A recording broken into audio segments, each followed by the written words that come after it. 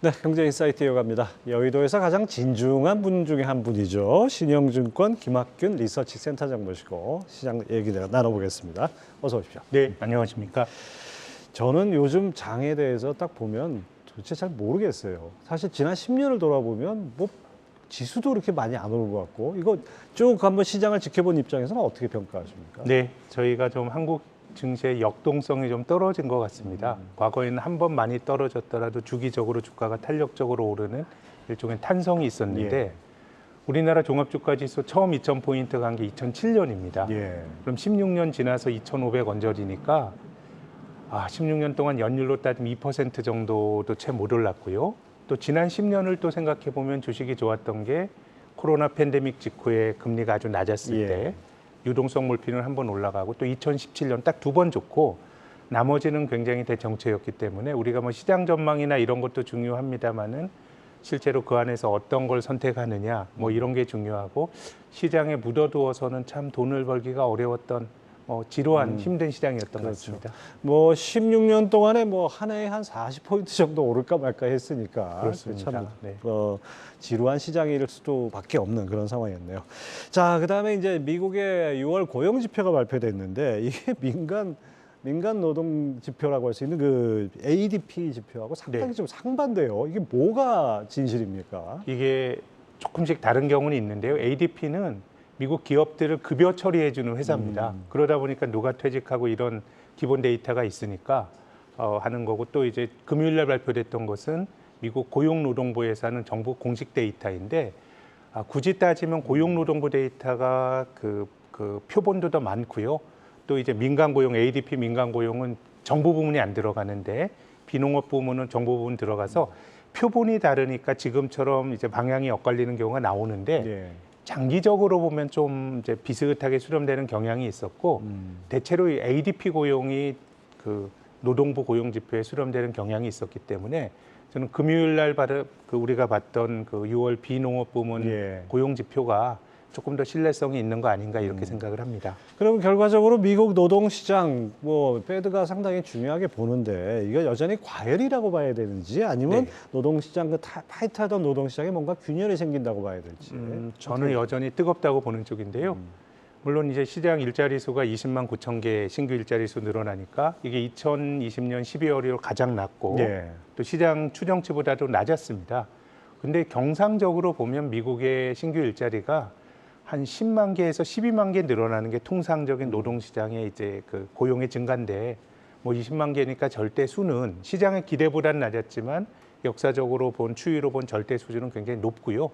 또 고용시장이 흔들리려면은 사람들의 노동시간이 줄어들든가 임금이 둔화되는 모습이 나타나야 되는데 지금 그 주당 평균 노동시간도 조금 늘어났고 예. 임금은 생각보다 많이 올랐거든요. 그렇게 본다 그러면 시장 기대치보다는 낮았지만 뭐 넓게 보면은 여전히 미국 노동시장은 뜨겁다 이렇게 평가를 하고 싶습니다. 뭐, 그렇죠. 그 바로 이제 채권시장에서 바로 그 네. 영향이 나타나는 것 같습니다. 이 고용지표 딱 보고 나서 미 국채 시장에서 2년물 금리가 16년 만에 최고치예요.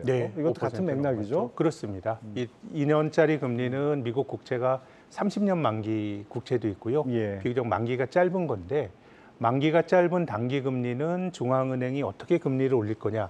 통화 정책에 굉장히 민감히 반응을 예. 했거든요. 그래서 이제 2년물 금리가 그 16년 만에 최고치에 올라섰다는 거는 여전히 노동시장이 비교적 뜨겁고 중앙은행이 금리를 더 올릴 수 있다는 기대가 투영이 됐다고 봐야 될 것 같습니다. 예.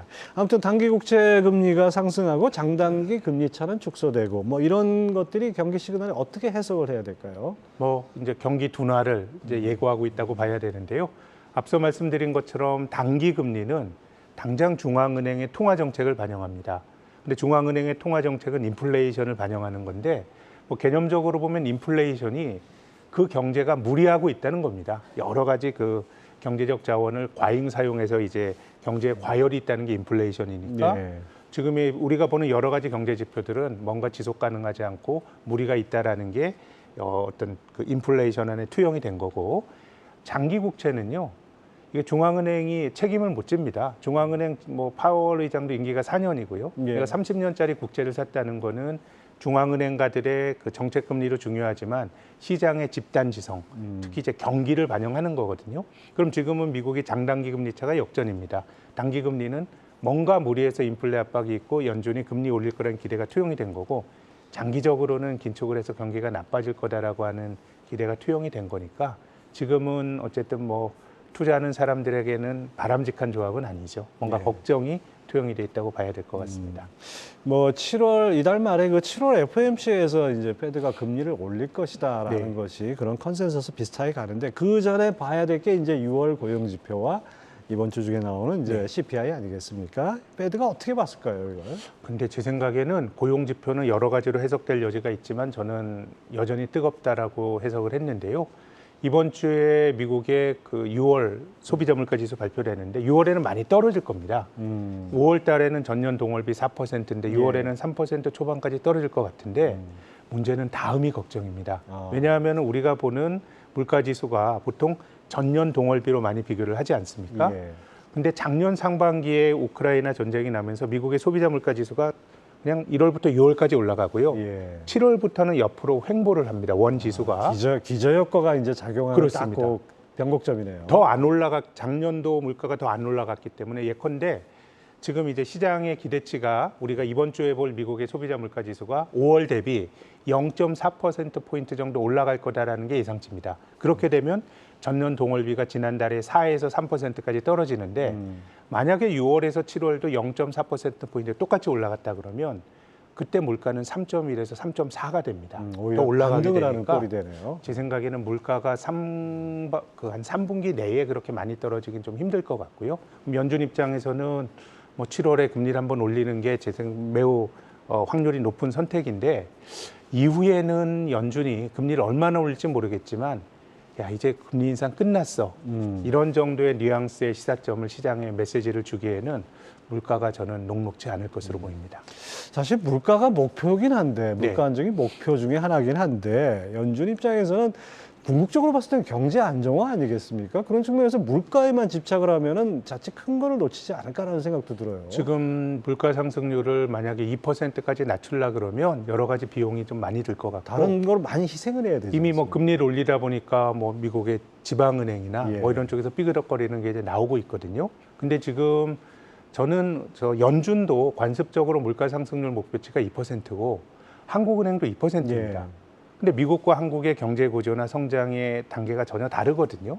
그럼 미국 2%, 한국 2%가 무슨 엄밀한 경제학적 추론의 결과라기보다 그렇죠. 다분히 관습적인 목표라고 봅니다. 근데 지금 전 세계가 부채가 굉장히 많기 때문에 뭐 작년과 같은 인플레이션, 올해 초와 같은 인플레이션은 해악이 너무 큽니다. 예. 사람들의 가격에 대한 감이 흩어지는 경제를 교란하는 건데 어느 정도 안정이 된다 그러면 제 생각에는 3% 물가가 그것이 뭐 그렇게 우리가 살아가는데 뭐 심대한 그 부작용을 가져올 거냐 이렇게 생각을 합니다. 그렇게 본다 그러면 적정한 물가 수준이 어디가 될 거냐 여기에 대한 논의도 앞으로는 벌어질 것으로 봅니다. 예, 그렇죠. 자, 이런 가운데 국제 유가가 2주 연속 오름세인데 이 원인이 뭔지 모르겠어요. 이거 물가 또 자극하는 거 아닐까요? 그렇다고 하더라도요. 작년 7월부터 미국 물가가 안정적으로 움직였던 몇 달은 국제 유가가 120불 갔다가 한 7, 80달러대로 네. 이제 급락했기 때문입니다. 그렇게 본다 그러면 이제 국제 유가는 완연하게 지금 70달러대 초반인데요. WTI 기준으로 박스권에 좀 접어든 것 같고, 대부분의 원자재 가격들이 지금 뭐 원자재 추세로 보면 대세가 꺾인 굉장히 하락세이기 때문에 저는 뭐 하반기에 중국 경제가 관건이 되겠지만 뭔가 원자재 가격이 인플레를 자극할 가능성은 지금 정도 유가라 그러면은 저는 뭐 높진 않다고 봅니다. 예, 그렇군요. 자, 이제 시장의 고민은 뭐 연준이 얼마나 금리를 더 올릴까, 뭐 이거는 뭐 사실 2번 정도 올릴 거로 시사를 했기 때문에 네. 그 자체가 문제가 아니고, 올린 상태에서 얼마나 이 지속이 될 것인가, 이게 관건 아니겠습니까? 과거에는 뭐 한 9달 정도 평균적으로 갔는데요. 저는 금리 인상이 멈춰지더라도 높은 금리를 낮춰주지 않으면 누군가 높은 금리에 계속 부담에 노출이 되는데요. 2008년도 미국의 서브프라임 위기도 예. 연준이 2004년부터 2006년 6월까지 금리를 올렸습니다. 2006년 6월에 금리 인상을 멈추고 안 낮추고 계속 지속하니까 1년 2개월 지나서 서브프라임 문제가 터졌거든요. 그렇게 본다 그러면 금리 인상이 멈추는 것도 중요하지만 저는 한국의 부동산 PF 이런 거 다 마찬가지라고 보는데 지금 일단 버티고 있거든요. 그래서 이게 금리가 얼마나 먼저 떨어지느냐가 함수 중요할 예. 것 같은데, 근데 지금 인플레이션이 매우 끈적끈적하게 움직이고 있고, G7 중앙은행 중에서 캐나다가 1월 달에 금리 올리고, 이제 그동안 이제 우리는 좀 멈출 것 같다라는 그 신호를 줬는데, 물가가 안 떨어지니까 6월 달에 올려버렸거든요. 다시 올렸죠. 그렇기 예. 때문에 저는 연준이 금리를 공격적으로 올리진 않을 것 같은데, 금리 인하에 대해서 어떤 그 힌트를 주는 거는 저는 연내 어려울 수도 있다고 봅니다. 그렇죠. 참 이게 뭐 예전에 뭐 학창 시절에 여학생들은 주로 이제 철봉에 매달리기를 했는데 오래 매달리기 그것처럼 매달린 상태에서 금리가 높은 상태에서 매달리는 거 나중에 힘 빠지는 데부터 떨어지지 않겠습니까? 그렇습니다. 바로 그런 네. 부작용, 후유증도 좀 걱정을 해야 될 것 같습니다. 자, 미 증시에는 테슬라 대항마로 불리는 리비안이 6월 이후 주가가 70%나 폭등을 했어요. 네, 이게 네. 뭔가 좀 테슬라가 거의 독주하던 분위기에서 이제 판이 좀 바뀌는 거 아닌가 생각도 돼요. 아, 저는 좀 견해가 다른데요. 지금 테슬라 주가는 그 2021년 고점이 410불, 지금 이제 270달러입니다. 예. 근데 리비아는 역사적 고점이 110불인데 지금 24불이거든요. 아. 전형적으로 낙폭 과대했다는 기저 효과고, 예. 고점 대비해서는 지금 리비안이 아직까지 85%나 밀려 있기 때문에 예. 예, 주가가 낮을 때는 바닥에서 그런 모습들이 나오고 있고, 뭐 크게 보면 저는 테슬라가 글로벌 전기차 주가의 어떤 방향제 역할을 할 거라고 봅니다. 예.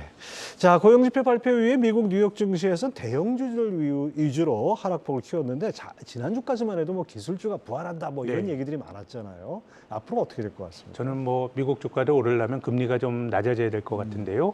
S&P 500의 그 올해 실적 기준의 주가 수익 비율 PER이 20배 정도 됩니다. 안 싸거든요. 예. 근데 10년 만기 국채 수익률이 4% 넘어간다.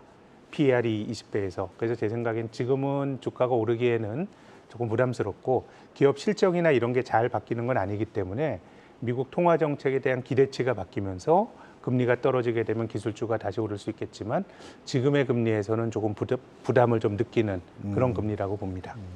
자, 삼성전자 우리 시장에서는 뭐 2분기 실적 발표 후에 좀 전망이 많이 엇갈리는데 뭐 실적 악화는 예상됐던 거고 네. 하반기 턴어라운드도 기대를 하고 있는데 희망을 걸어야 됩니까? 어떻게 보십니까? 저는 뭐 비즈니스 사이클로 보면 이제 감산을 시작했다라고 하는 건 실적 개선의 강력한 신호니까 나빠지기보단 좋아질 가능성이 높다고 보는데요. 이제 경제 외적으로 우리나라 삼성전자, SK 하이닉스가 중국의 반도체 공장 가지고 있는데, 미국이 장기적으로 보면 반도체 공장 빼라고 하는 생각을 갖고 있는 것 같은데, 예. 우리 입장에서는 뭔가 새로운 장비가 들어가고 이런 양보를 미국으로부터 좀 얻어내야 될 것 같고, 뭐 전체적으로 보면 저는 기대가 큰데 그런 경제 외적인 불확실성이 존재하는 것 같습니다. 자, 끝으로 이번 금통위가 있습니다. 네. 금통위 미국이 이제 7월달 금리 올린다 그러면은 우리가 동결을 계속 한 상태면 2%포인트까지 금리 차가 네. 벌어지는데 이거 괜찮을까요? 한국은 뭐 가계부채나 금리를 올렸을 때 받아야 될 부담이 너무 크기 때문에 미국보다 금리가 낮다는 게 매우 불편한 건 사실이지만 어느 정도 금리 차 역전을 저는 감내해야 된다고 봅니다. 예. 예, 지금까지 신영증권 김학균 리서치 센터장 함께했습니다. 말씀 감사합니다. 감사합니다.